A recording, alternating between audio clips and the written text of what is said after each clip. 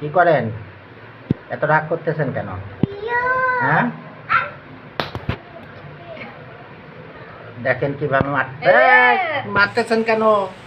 দেখেন ভাই, ভিডিওটা করতেছি দেখে। হ্যাঁ, এই যে এই মানুষটার মালিক যে, সে আমাকে মারতেছে। আসলে আমি আর কি করব, মা পোষাতে পারতেছি না, ভিডিওটাও ছাড়তে পারতেছি না। দেখেন দেখেন, ওনার একটা মানুষ আছে যাকে নিয়ে উনি ঘুমায়।